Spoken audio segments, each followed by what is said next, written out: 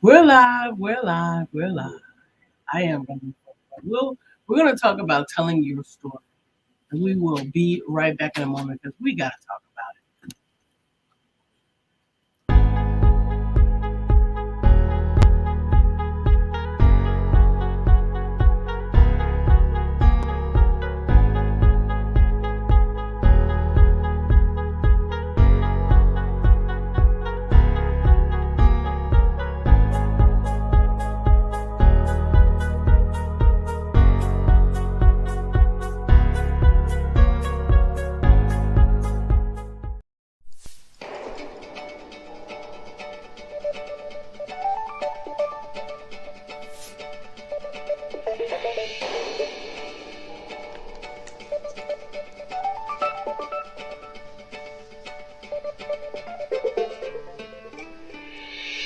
Good morning. My name is Brian McNeill. And I am Lisa Santiago McNeill. And thank you for joining us on our show, Let's Talk About It. We come to each Monday through Friday right here on the SIBN network, on iHeartRadio, YouTube, TuneIn, as well as Facebook Live. Good morning. Good morning. Good morning. Like. Good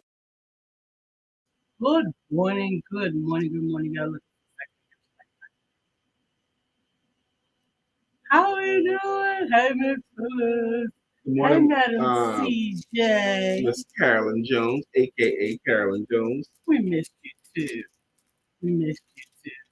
We have um we have really, well, I can't say we, but I have really had a reinvigoration with stories since last Tuesday night. She was invigorated before. Yeah. Lost it. I didn't lose it. And now she's getting reinvigorated. I didn't lose the invigoration. I think maybe I forgot the importance of how telling your story, aka testifying or sharing what you have, what you do, what you went through, has such an impact not only on you, but also on others. Good morning, Pamela. Thank you for joining. This topic is so huge and so important. Importance of telling your story, your story. I got so many stories about the importance of telling your story. One of them, I'm just going to start off with one. But first off, I'm going to just say a statement. Your money is in your story. Your happiness is in your story. Your history is in your story. Your peace is in your story. Your growth is in your story. Your education is in your story. And your deliverance is in your story. And your deliverance is in your story. When I first got into professional sales at age 22, I was a part of a sales force that was all men at the time. It was 15 men.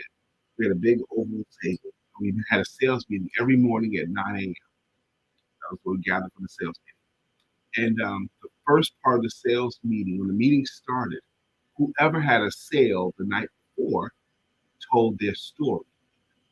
One at a time. Everybody who sold the day before or the night before, they got a chance to tell the war story. And everyone else had to stop whatever they were doing, pay attention, and listen to that person's story. They got to tell you how great they were yesterday on their sale. I met this family and this happened here. I had to overcome this objection. They got a chance to tell their war story. And then when they were finished telling their war story, everyone had to applaud the war story. Now, why was that so important every day that we told that story of the sale yesterday? Does two really, really great things for the sales force. One is the person that told the story gets to feel good and reinforce their good behavior. And then the other thing is everyone else that heard that story understands that it's possible, even if they didn't make sales themselves. The story. And the thing is, you did in the beginning of the meeting too. So if you were late to the meeting, you didn't get to tell your story, you didn't get to hear the stories, and everybody wanted the stories. I think that is so important. Hearing the story. Hearing the story of someone else is is a uniqueness that sometimes people just don't get. Oftentimes, we don't even realize that we are engrossed in the story, that we are being empowered, inspired, or uplifted. Comedians use stories all the time. The best ones do, certainly. Sheriff Gary McFadden here in Charlotte, North Carolina. We bumped into him again at the last time we had the community drivers giveaway. And I do these story time called Story Time with Paul B, where I tell a used picture story. And Sheriff McFadden told me he caught himself watching a story that I was telling. And even though he said, I knew the story, but I couldn't turn away from it. He had gotten engrossed in this. He got caught up in the story.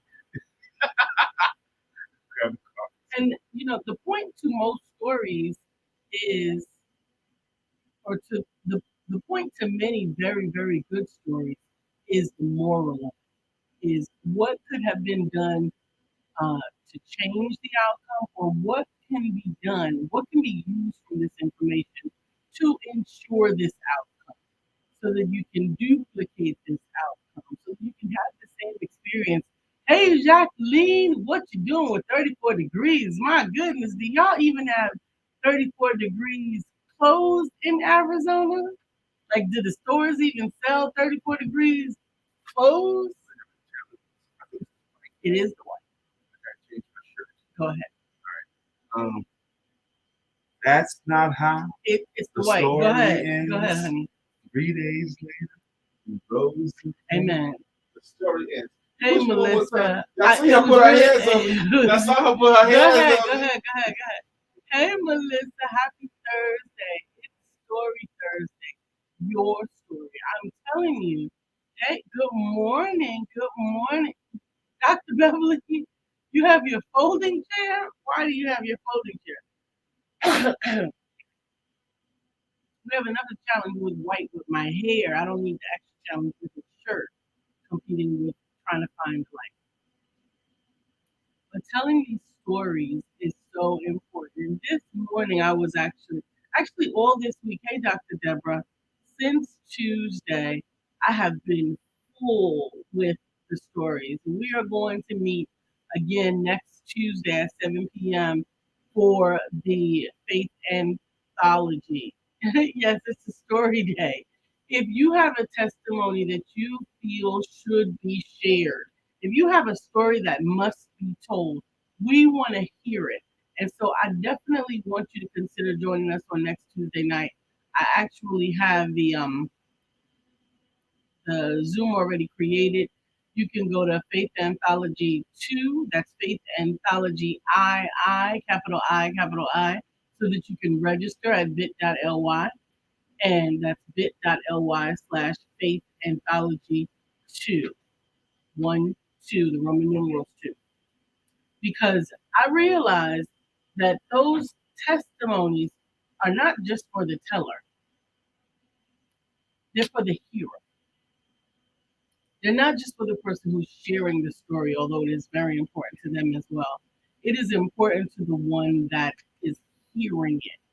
And so, besides creating the anthology, as I told some of you who at the interest meeting on Tuesday, I've been seeking God for what is going to happen with this collection of testimonies, stories, information. And there are several things that are going to happen. We're going to do a tour with these testimonies. The people that have something to share, we're going to have them on to share it. And if you have a testimony that you want to come on and share to inspire someone else, then please, please, please let me know. We're going to start testimony or storytelling. I don't know if it'll be Thursdays or Tuesdays, but we're going to have people on to just share their snippet. My handy dandy timekeeper right here will be sure that you don't get into telling us a whole life story, but telling us a story. And so that we can begin to get some of the greatness from each individual into the atmosphere. Hey, Chef Rev, good morning. Good morning. Thank you, Pamela. She says, so true. I tell people all the time that someone's life is depending on your story. It is. Wow, that's right. It is. There's a young lady whose story I heard um, years ago. We actually shared her story on one of the news stations. We shared it. She had been healed from HIV. And she shared that story, and it was so powerful in what she was using. I know HIV is still in existence. We don't have a cure for it yet, at least they say, but it's not as it's not life. It's not as life not life threatening as it used to be. But anyway, she had to break free from her fear of sharing that story because of the stigma that was associated. And honestly, so many people got delivered because of what she was dealing, because of her willingness to share the story. Absolutely. One of the great gospel songs. That's not how the story ends. 3 days later, he rose again. That's love. One of the great raps of all time, Curtis Blow. 8 million stories. Remember that? Jacqueline said, I had a doctor's appointment, not going anywhere. In my crafting studio, have on a jacket, and covered with a blanket, waiting for the electric fireplace to heat me up. Been there for 20 years, never been this cold. Almost went back to bed, could not miss the duo. Not that cold. We love it, we love it. Good story. In my practice, I say every day,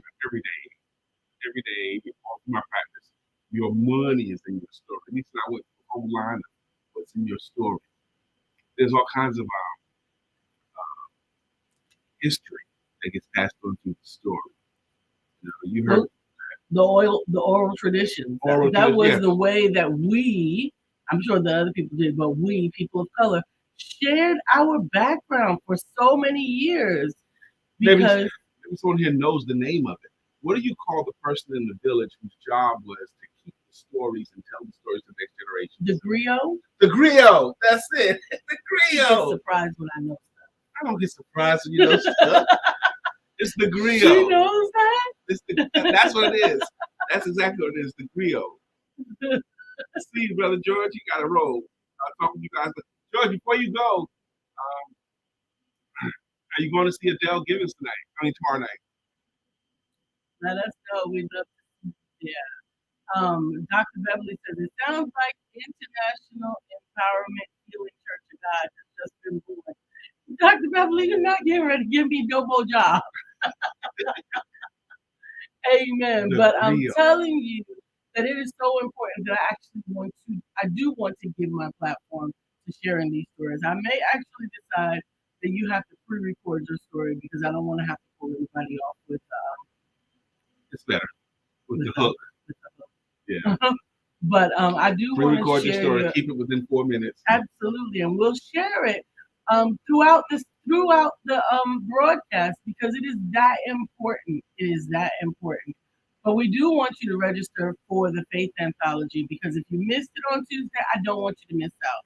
I actually played it very, very close. I did the first round with just those that were laid on my heart, and God said, you know what, you don't know everything that I know. Yes, Melissa, we did say a story day, but we talk about the power of you and your story. Everything. One of the reasons why I love so much, Melissa, why I love so much the spirit rectangle we have, I love it so much because of the story behind it. You finding peace, you and your husband finding peace, your children finding a bug, and putting those all together in the story. And then when you did the video story of it, sped up real fast, we got a chance to watch the process. Nothing is more beautiful than that story to me. I would love to see that again. The video where she actually speeds it up and completes the whole thing. If you still have it, Melissa, I'd love to see it again. It's in her memories, I'm sure. If I can get it. You gotta find it. Yeah, we gotta find it. But Melissa's good at that. Melissa keeps a little everything. Chef Ref says, no, he's not going tomorrow night, but date night will take place. All right. He's not going to the comedy show, but he's going to have date night with his woman, with his wife. Because they do date night every week. Amen. I'm not in here to be the garbage man, okay? I'm in here to do the show. You have to do any of this right now. I know. You just needed to give me something to do is what it is. You look like you was having too much idle time. Y'all seen her put her hands on me during this show. She hit me, told me go change her clothes. Y'all saw that. Y'all see?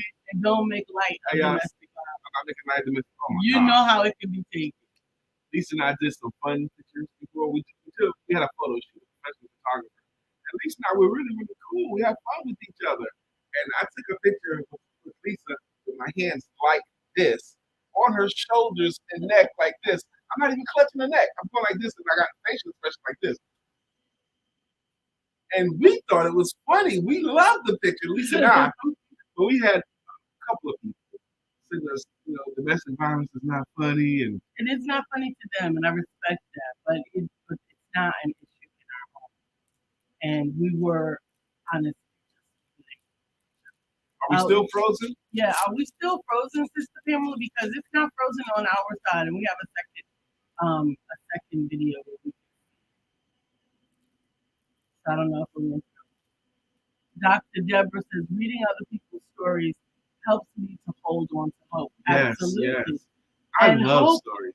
hope is fleeting, and I think that's why we need stories all the time. Yes, you need to be Yeah, you need to get like to be able to, what is it, to tie another knot and hold on. Sometimes you gotta get some hope that holding on is not futile. It's not in vain. ESPN has a series called 30 for 30. It's these documentaries that tip these 30 documentaries, 30 for 30. They start on the 30 minutes, not some of them an hour.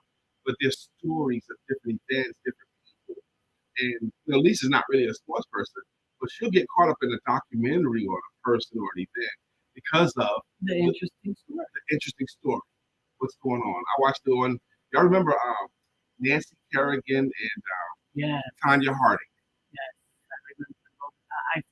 Yes, and she had them.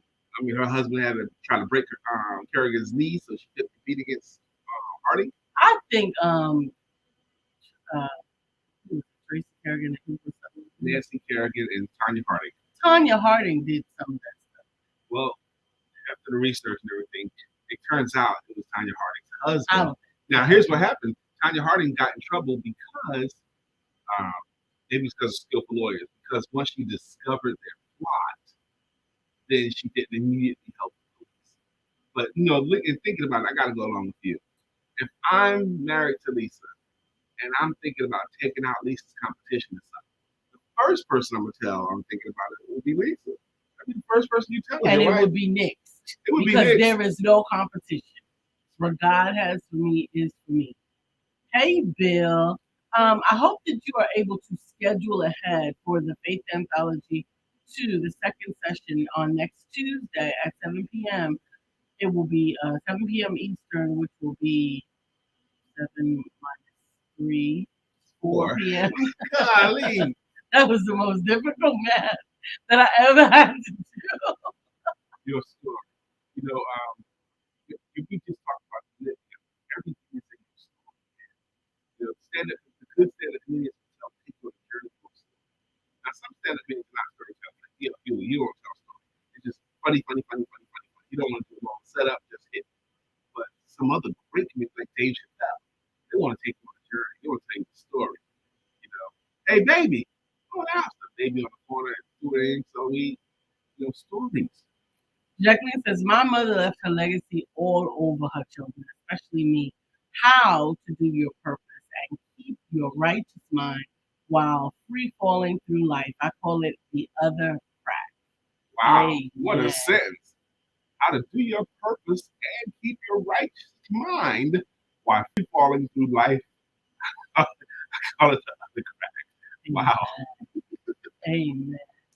Dr. Dennis, I like how that's poetically prose. Dr. Dennis Waitley has it. He goes, how adults race through life seeking money till they reach the other side. Prose. I like it. Amen. See, Brian, you're looking at me like subtracting 4 from 7 was going to be, subtracting 3 from 7 was, I was the only one with that problem. Bill said, I'm laughing because that's my problem over here. Every day, that basic math messes me up. Just remember to carry the 1.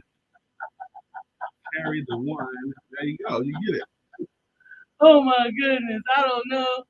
And I find myself now in this international world, because I do have meetings all over the globe, that I stay Eastern even if I'm talking to people who are physically here in Charlotte. Because quite honestly, I don't know where you are. You're on the other side of my phone. You might be anywhere. You've been tripped up enough times with this Pacific time, Mountain time, and Carly. We've been tripped up so many times. I got tripped up this morning. This morning, I had a client that's in a different time zone than me, and she was on my calendar for 6:30 a.m. Okay. But then you found out she was in the same time zone today. Well, right. Well, at first I thought she was Mount. I mean, I thought it was Eastern, and then you told me it was Mountain. Central. You said Mountain. That's 2 I hours. don't know anybody in Mountain. Central is the only one I would have preferred. But you said Mountain. So I was like, dang, that's 2 hours. Central is 1 hour. Mountain is 2 hours. So I'm off. I'm sending her messages trying to figure this thing out. Pacific is 3 hours, and here's what's even more better: Pakistan time and Or UK anything time. across, yeah. Oh anything, my anything, goodness! UK time is yesterday. Or Can you even believe in that? Singapore is tomorrow. So Yes. I don't even try to figure them out anymore. If they're out of the Eastern time zone, I just ask them what time is it going to be because it's actually so much. Beverly, hey, Belinda, sweetie. She said, I like it better when I hear the person speak on their story. I like to feel what they're saying. Absolutely, it's beautiful. And I think that that is glorious. I think that that is glorious. But I think that there is still something to be said and needful for the written story. For the written story. I definitely enjoy hearing the story from a good storyteller. And but the written story is also provocative to me. However, I have learned that I listen Listen not to what we say because this type of happens every day. better um, to a certain cadence. When things have a different cadence than I'm used to hearing, then I can get jumbled up in the story. Quick commercial. Today at 11 a.m. 11. 11 a.m. today, 11. Eastern Standard Time. I'm going to be on Mr. Cameron Talks podcast. The show is called Business Development, and today's topic is how to ask for the money with Brian K. McNeill. He wrote up a really, really good article about it too. That Brian's the sales confidence coach. I'm going to teach them how to confidently ask for the money. This will be best seen on LinkedIn. It's a LinkedIn live podcast. So if you happen to be on LinkedIn at 11 a.m., you get to see me on someone else's show, Mr. Cameron Talk. We'll share it to Brian's platform as well to make sure that you can catch it. Absolutely. Oh, cool. Okay. Absolutely. Today we're talking about you and your story. You and your story. Melissa wants a story. I feel it. I feel it tugging. You feel Melissa wants a Oh story? my goodness, I feel it. Melissa's like, tell us. When are you just You'd love to hear the story again and again, how it all got started way back when. The monument was right in your face. Come on, man. Tell a story. If it doesn't matter what kind of story, I got stories. Tell a true story. A true story. Okay, cool. When I was in the Army, and this is giving me a chance to brag. Okay, so I'm happy to tell. Imagine that. I'm happy to tell this story. Okay, let's keep the comments too. What's that say? Listen, tell a story about that. Okay, Lisa said tell a true story. Okay, cool. When I was in the Army, I grew up a really good basketball player, and I thought I had potential. Okay, I thought I had potential at college level and all that, but I did. I was really good, and handles, shot, and I ain't think nobody can stop me by yourself. You're gonna need help. Because if you try to guard me 1-on-1, I'm gonna score on you all day. If you're too close to me, I'm gonna go around. You give me 22, I'm gonna shoot over you. That's how I thought. I would even apologize for the beginning of the game. I'm sorry for this ass I'm about to put on you. But anyway, when I went to the Army, I was on my post team. I tried out for the post team at Fort Bragg, and I made the team. Now, I was cocky, I was young, all that stuff. And the coach and I did not get along great. Okay, there was another guard that played my position that he seemed to prefer. So he would take me in and out of games, and I was listening to him. He was all bullheaded in the military. So we had this one particular game where I was hot early. I was hitting my shots, and I was still mad with the coach. Okay, so I'll come in, score a couple of times, and he'll take me right out. Okay? Him and I mad at each other. He'll take me out of the game. The game was a real tight game, and but I was hot. I was making my shots, and I had my girlfriend in the stands too, and she had brought her two sisters who were cheerleaders, so they was cheering a lot. Everything I did, they was cheering, and he knew it too. So, but the game got tight, and I was out of the game. Got down to 11 seconds left 15 seconds left in the game.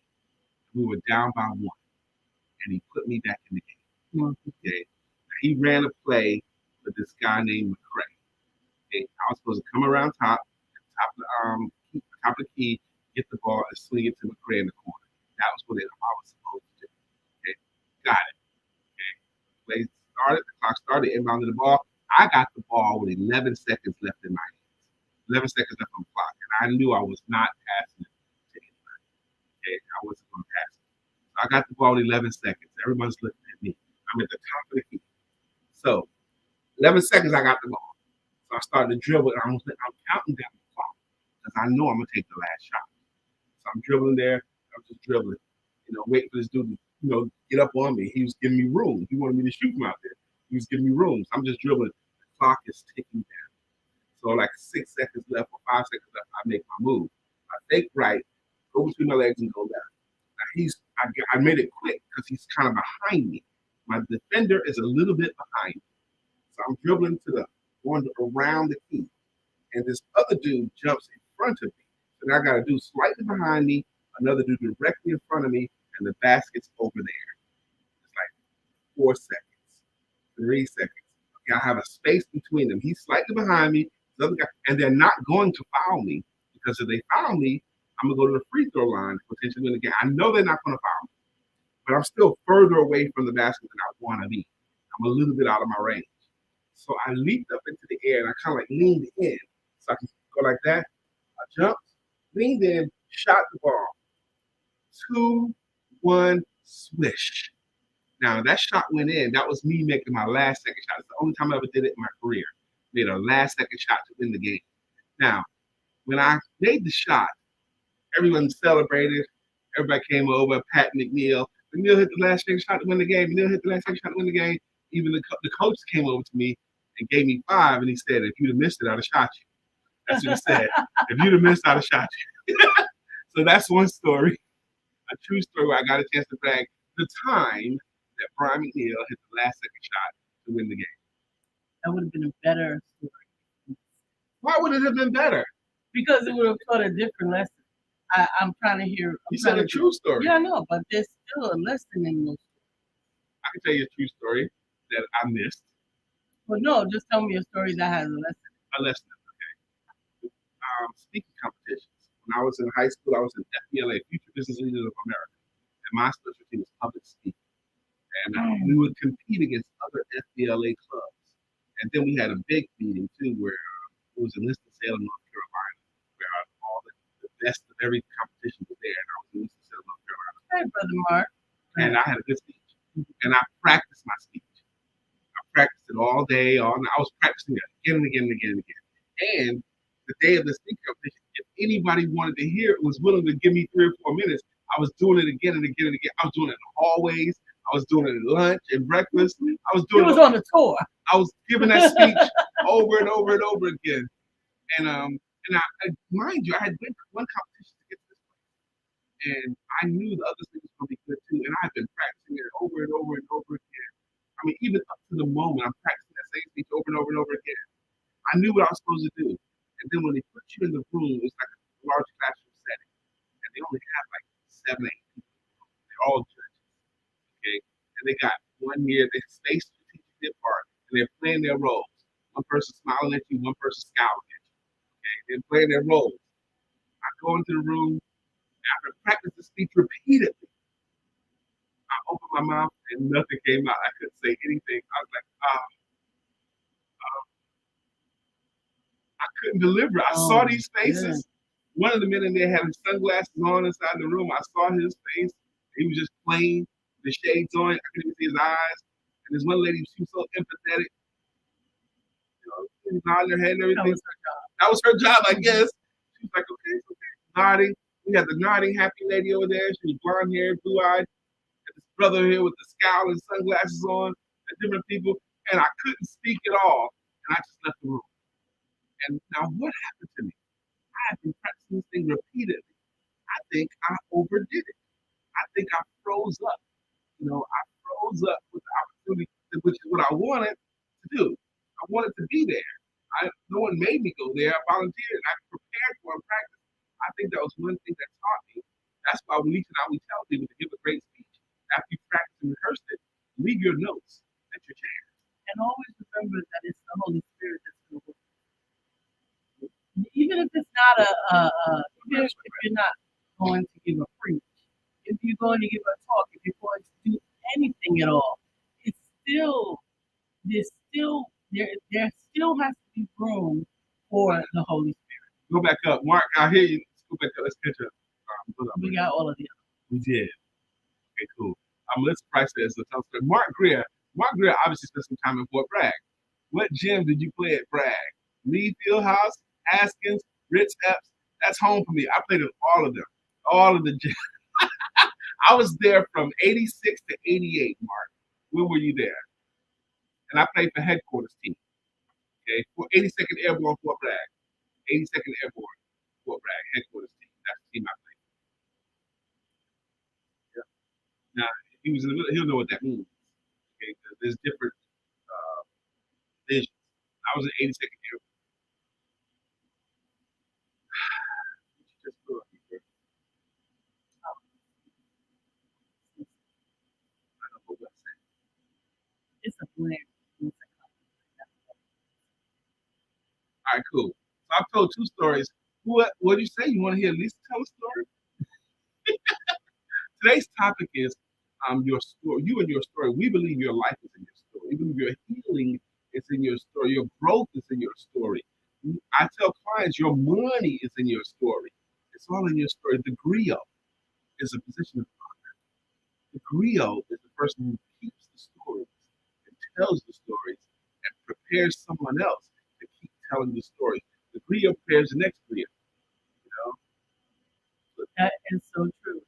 As a matter of fact, in the series, I think it was the 4400. I didn't watch the whole series, but because it started to get too science fiction. But initially, there was such an importance. Hey, Pamela Howard. What's up, Pamela Howard? Of sharing the story, of keeping the history, because they were rebuilding an entire world with what their journey had to do.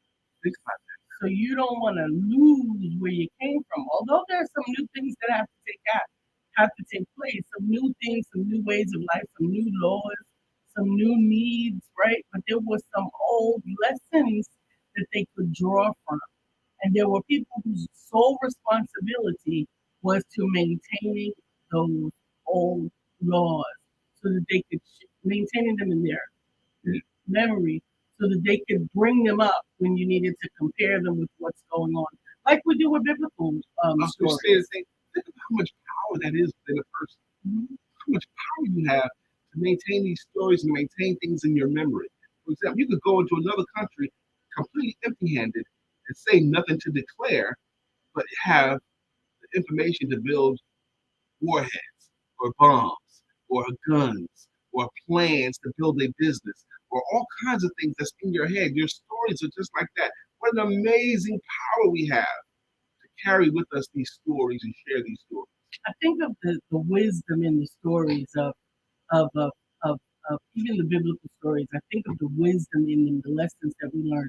The story where the two mothers brought the one baby to the judge because they didn't know whose baby it was. Well, they knew who it was, but they were fighting about whose baby it was because one baby had died in the night.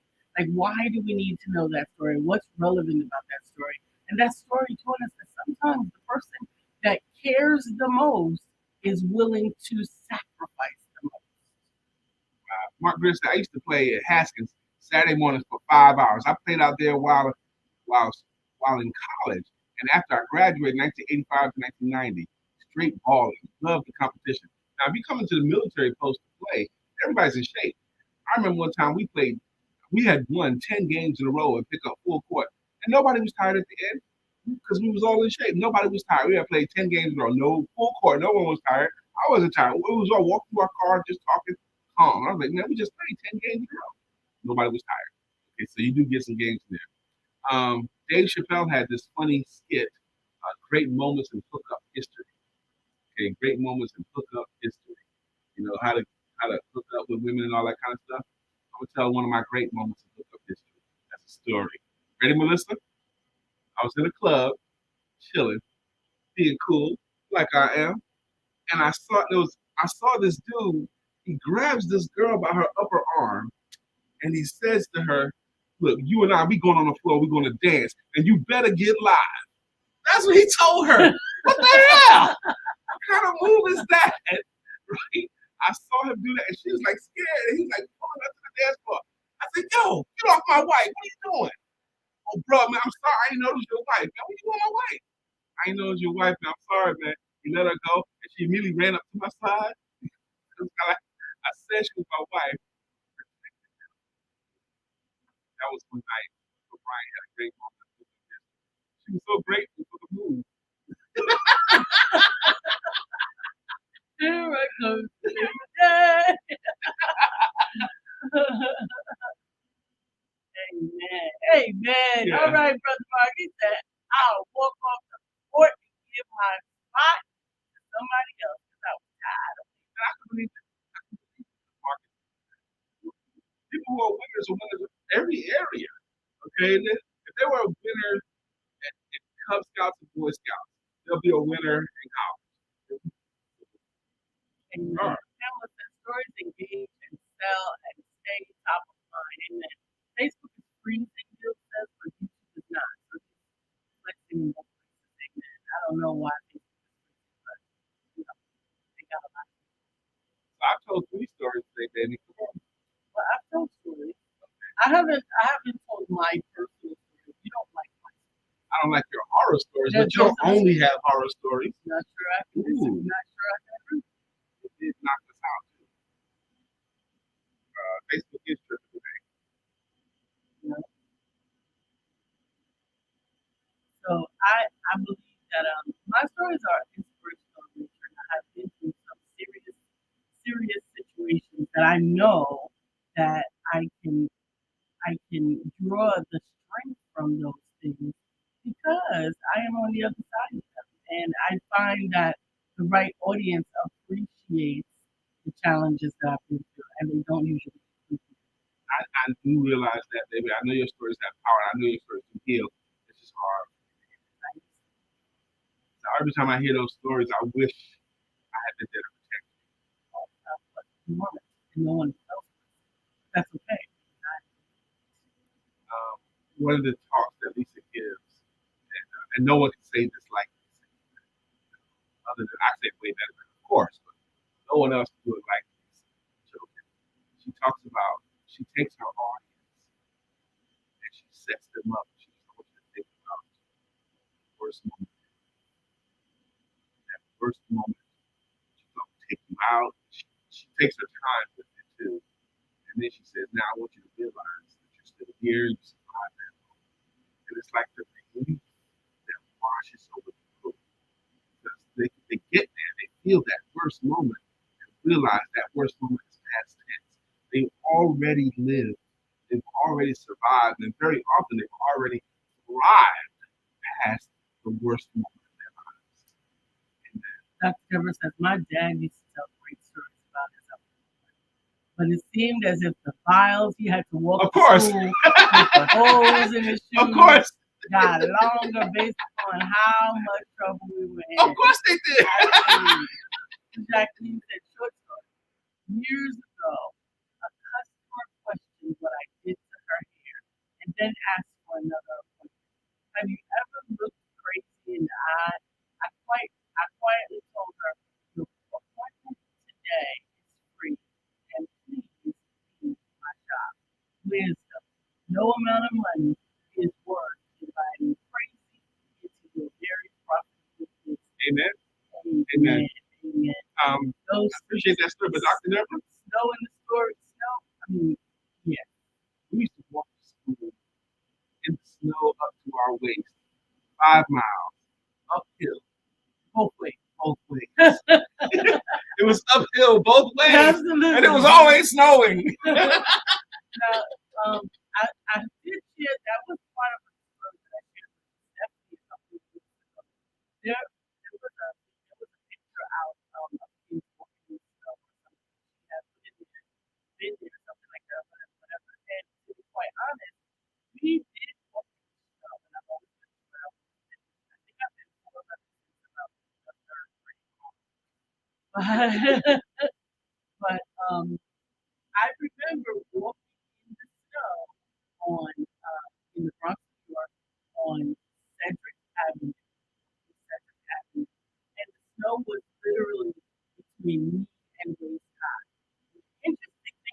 that is we went to Catholic and we had to do this. We could not wear anything other than our uniform until the school designated. And school wasn't closed because of the snow. First of all, not in New York, school wasn't closed for the snow.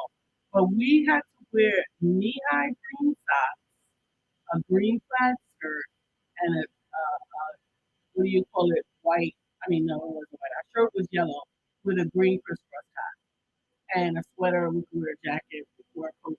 But we, being the women, the girls, we could not wear pants until it was declared by the school that it was officially winter and that pants could be worn. Imagine walking in the snow with your bare legs because we couldn't even wear tights yet. We couldn't wear tights until it was declared. I hate that story It too. was I've heard that story, but I hate that story too. And I do remember walking to school with snow up to my waist, thinking my cousins in the South would be tripping because everything was still open. It's not closing not because it's close. snow up to my waist, going through it, get to school, and guess what? Everybody else did too. Dr. Deborah says yes in Wisconsin. Wisconsin. We walked to school in lots of snow. I could put you in a mansion somewhere in Wisconsin. Amen. Amen. Thank Brother Mark you. says, I'm going to lift you two up once again for what you do, what you represent, and more importantly, what you both are as happy individuals. What you are as happy individuals. No pretense, just uplifting brother and sister because that is what we should all do. I heard Mark Grimm make a post about that. I choose the people I associate with carefully. The brightness of their light is what I look for. Your light shines brightly, my friends. Amen. Hallelujah. And all that. Brother, Shine bright like a diamond. thank you, Mark. Thank you, Brother Mark. The truth is, I enjoy Lisa and I enjoy you guys very much. Mark, you wrote it. The importance of always lifting people up. I'm going to just say this to Mark real quick because the last men's meeting we talked about men and their money. Men in their money. And we're going to do the same talk again next men's meeting. Talk about men and their money. But the central question was, who taught you about money? And Brother Mark, almost everyone in the room, no one really taught them about money. They had to figure it out along the way. All the stories was make mistakes. They made and mistakes. figure it out. Yeah, painful situations. Yeah. Mm-hmm. And I realized there's so much people in my generation, so many people in my generation. Don't spit. You almost made me spit coffee. I whispered it to her. Did y'all hear it? He said so much people. I said so many people. I said so many people, baby. I know how to say it. I know how to say it right. Anyway, I know you know how to say it right, but you did. I know. Anyway, have had some serious situations. Like they've been homeless, they've been hooked on drugs, they have been in some serious scenarios, but so often we don't hear about them because they're on the other side of truth. And I think that actually holds some people hostage that might be going through those situations because they feel like they wouldn't be in the situation they were in if they weren't so whatever, fill in the bank, so weak, so scared, so whatever. But the truth is that bad things can happen to good people. And that bad thing is probably what it took to turn your life around. That you can become the person that you are today. Oprah Winfrey, that's all I think about Oprah. Oprah had a horrible childhood, like Lisa, very much like Lisa's. Horrible childhood, being beat and sexually abused and all that kind of stuff. Horrible childhood. But is that what it took for Oprah to have the level of empathy that she demonstrated on her talk shows? Her heart was so big. Everybody's like, oh my God, Oprah gets these people. She can make them cry. She can make them this and talk about this because she understood. She understood pain. Amen. Dr. Deborah said, it took me some time before I realized that my dad grew up in Mississippi, the SIP, and probably did not walk in the snow. Walk to school in the snow like we did in Wisconsin. Wait, hold up. Was my dad? I think everybody's dad is. And guess who does it better? Granddads. That's one of my buddies told me even when we were young. He said, man, you're gonna be the best granddad, Brian. Because you got all these stories to tell grandkids. And he's right. I love to tell my grandkids stories. Love it. We gotta serenade them. Yes. Listen, we're not gonna be late this time. You and your story matter. You and your story matter. Tell your story. Tell your story. Tell your story. I need to do some pom poms. Tell your story. If you missed the Faith Anthology workshop on Tuesday, please sign up for the one on this coming Tuesday at 7 o'clock. Faith Anthology 2, bit.ly/Faith Anthology 2. I'm going to be reminding you. If you were already there and you want to come back, that's okay. Come back. You're just going to get to share and listen to some of these powerful testimonies as we go through the process to determine what we're going to do with them collectively. First up is Miss Phyllis. Miss Phyllis has earned it, though. She is such a loyal and faithful and devoted and happy to be here. Important partnership. She has a logo and it goes, Miss Phyllis is here. So flag. Miss Phyllis is here. And we can all have. Hey, how are you? Good morning. Can we go back to this? Yeah, Next is Miss Carolyn Jones, Madam CJ. it's Madam CJ. She's walking in her destiny, the only one for me. It's Madam CJ. No. Jackie Rosier has a logo according to Jacqueline. And little girl that I adore. You're the only one my heart beats for. I'm so glad that you are mine. Jacqueline Rosier and Melissa Price has a jam. Bam, bam, bam, bam, bam, bam, bam, bam, bam, bam, bam, bam. Melissa's on. Now it's time for us to sing her song. Melissa's on. Dr. Beverly is on the show.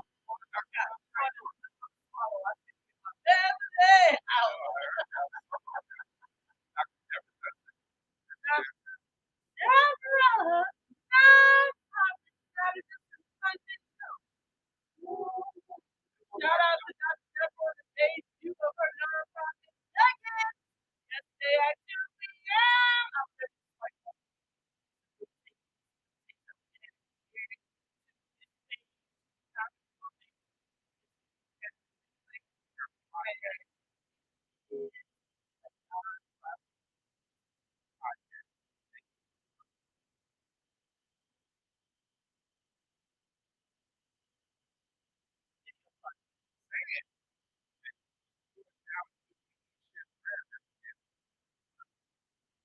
I like that.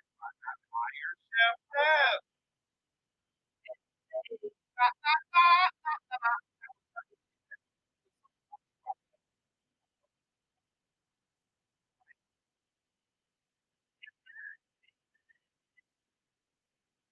hey, Hollywood. Hollywood singing. Good morning, Mr. swing it.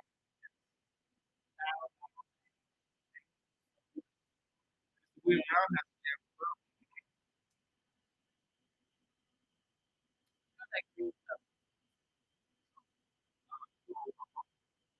good morning to our friend Bill. Nobody thinks like him still. We love him so that we always feel like our friend Bill.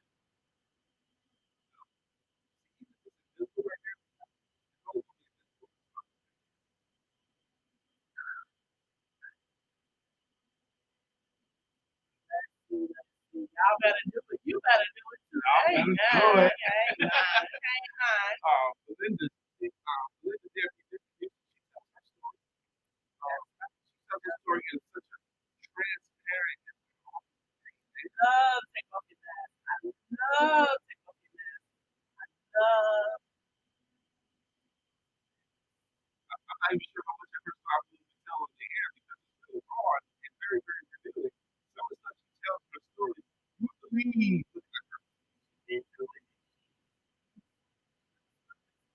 right. she tells you some of the stuff she does. I'm like, what? Really? Yep. She does that, y'all. There's power in your transparent story. Power, power, wonderful power. All right, today's Thursday. Thankful Thursday. According to my astrological sign, I have to be a Sagittarius. According to my astrological sign, my lucky day is Thursday. I got that in my head. I read that somewhere probably about 12 grade. Okay, so for my whole life, okay, Thursday's my lucky day because it says so. So I wonder about that. Power of expectation. I said good things happen on Thursday. Oh, I got that. Is that I have to run smart business podcast. I'm pretty sure they only for their stuff. Shirt time, wear shirt time. So that's what I'm doing at 11 a.m. today. Go to each session and share my page somewhere. Yeah, That's on LinkedIn, on my page on LinkedIn. You can share my network. Pretty great. I love that.